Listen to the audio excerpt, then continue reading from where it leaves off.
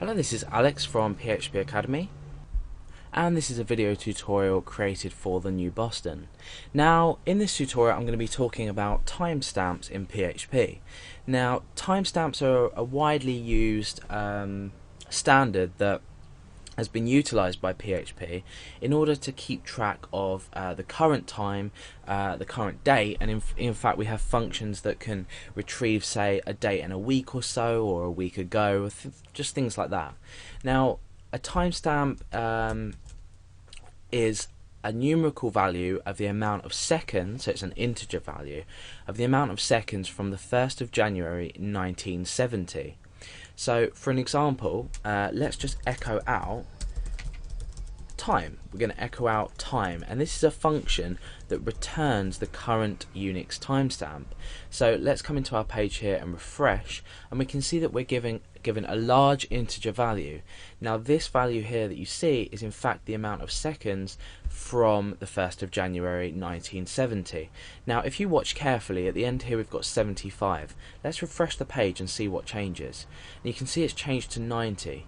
Now if we do that again, we're gone to 94, and if I gradually refresh it, say every 1 second, you can see that this value keeps incrementing. So it's really useful to keep track of the amount of seconds, of the current time, depending on the amount, depending on how you process this value.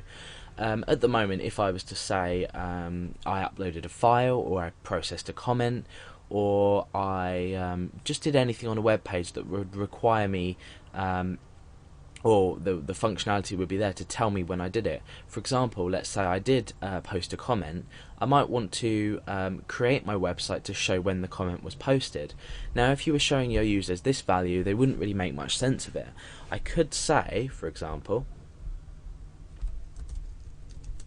or we echo the current time is, and then I append the time onto the end of that.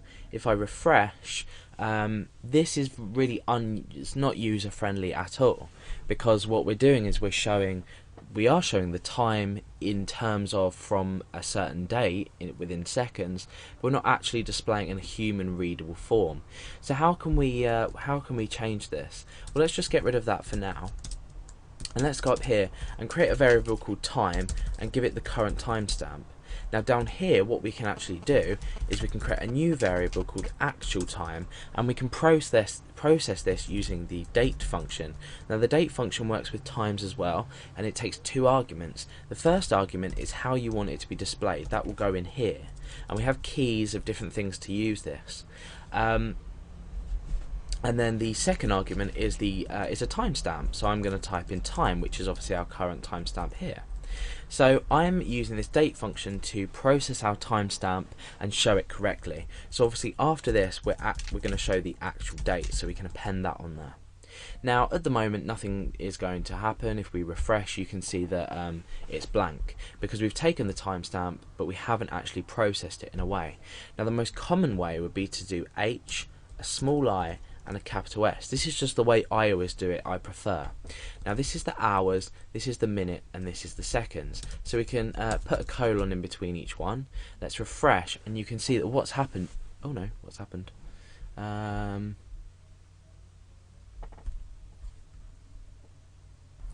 Okay, yeah, that's because I've put actual date instead of actual time there. That's my variable naming wrong there. So let's refresh and we'll see what's happened.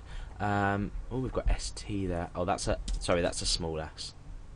Refresh. So, okay, now we're showing the current time is 20:14:34, and if I look at my clock on my computer right now that you can't see, I know that that's correct. So if I refresh, you can see that this time will increase. And as we come into the 50s, we see this time start to increase and go up. And then instead of just showing the normal boring seconds that we were showing before in the timestamp, you can see this changes according to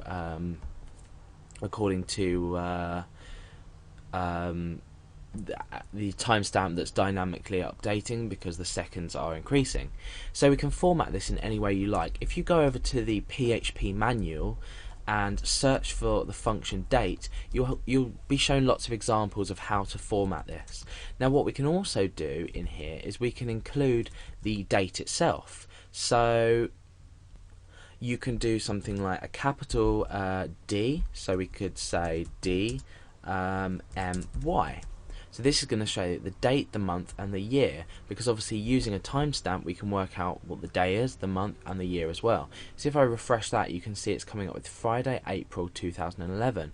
So I can change this again. I can put, say, a small d and a small m, and what this is going to do is this is just going to process it slightly differently and show it in numerical format. So there's lots you can do. I'm not going to cover everything that you can type in here in every way, but what we could also do is we could say DMY, and we'll just change this to make sure it makes sense, time, or the date time, and then I could say at HIS. The colons in here are just for display purposes. So this now reads the current date time is Friday, April 2011 at 8:16 and 31 seconds. So by doing this, I have taken a timestamp which originally we let's just kill the page there. Originally we found hard to understand because it's just an amount of seconds. However, PHP has some really useful functionality in order for us to turn this into a readable date.